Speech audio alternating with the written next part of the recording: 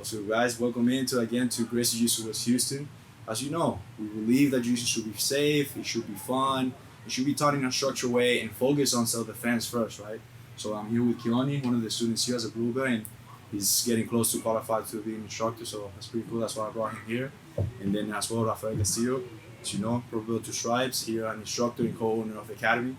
And we're gonna break down a little bit about the fights on 281, and then as well, Keoni has some couple of questions, 1 or 2 questions, so that way we can break it down, maybe a technical one and then a philosophical one. We'll see what Keoni has for me. So 281, amazing card. Keoni told me that he didn't see it, so I was like, man, we're gonna have to talk about it now. But it's pretty cool that the 281 we watch it all together as a instructor, so almost like a Christmas party. I think you were invited even, and then we had the chance to see it, to watch it all together, and the fights were crazy. I think it was 9 knockouts in the whole card. The main card, I think they're all finishes. So it's amazing, bro. And I was telling one of the students that I wish I would have bet on it because I would have won like every single fight, like the 3 main ones. That was Adesanya and Pereira. Then it was Weili and then Sparsa and then Chandler and then Poirier. I picked Poirier, I picked Weili, and then I picked Pereira. And Pereira was the underdog, and they were putting in like, man, if you bet in Pereira $100, you would have gotten like $2,000 to $3,000. Crazy. But the fights were amazing. Israel and Pereira, man, they were back and forth. Adesanya was going at him a little bit at the beginning. He was slightly hesitant, I felt, from watching it, and caught them in the first round a little bit with Pereira. Pereira was like the last 5 seconds was almost out, and then man, the comeback of Pereira is crazy. The 5th round, catching there with a I think it was a straight and after a hook, and it was unbelievable fight back and forth. And then Weili, for some reason I knew after she fought with Joanna, if you guys don't know, Joanna fought with the Sparsa like long time ago. So Sparsa was the first one that had the belt, and then Joanna was the first defense. And Joanna is a crazy good Muay Thai. The defense of the takedown was amazing. Sparsa couldn't take her down. And after that, I mean, Joanna just messed her up. After a couple of years after that, knowing that little bit on the past, and then knowing that Joanna fought Weili twice, they went back and forth. In the second fight, Weili just knocked her out, I think, 2nd round, if I'm not mistaken. I knew that Weili was stronger. She wouldn't take her down. She wouldn't have a chance. And I was like, yeah, Weili probably will win this one. It's like her legs, she's tree trunks, crazy. And then Poirier and Chandler, back and forth, like it's just a war. On that one, I went with Poirier just because he has shown every single time that he loses, he learns something. And he was very calm. He wasn't that emotional. Chandler either. Like they're just warriors. And then at the first round, like Chandler, he likes to go like he dip his head and then go ahead with a grounded punch or something like that with full power.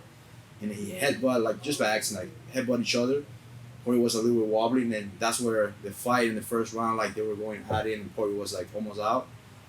And he mentioned on the press conference, he was like, man, I was almost couldn't see the punches coming at me on the post fight. And then the second round, Chandler took him down, controlled me a little bit more. There was a part, like you didn't see Keoni, but there was a part like gruesome. At the end of the first round, Poirier was punching, like got Chandler, like it was back and forth. And then middle of the fight, on the first round, Chandler got him with the headbutt and then kept going. Then Chandler got a little bit tired, and then Poirier got him at the end of the fight, almost knocked him out. And then the second round, he took him down. Chandler was on top of the fight. On the first round, Poirier messed him up, like broke his nose. So he was on top, bro. He was like blood on top of his face. It's horrible, man. So the fight was gruesome. And then after that, the third round, Chandler was getting a little bit gassed. Poirier was even more technical, just sharpshooter. And then punch him here and there. I think he tried to take him down. He took his back and choked him out. It was awesome. It was an amazing fight like that. Was back and forth. Then the rest of the fights, I think, was Hooker, and then Bueyes, and then another guy. Crazy fights from like it was very good. Awesome. Obviously, Jiu-Jitsu display is going to be everywhere.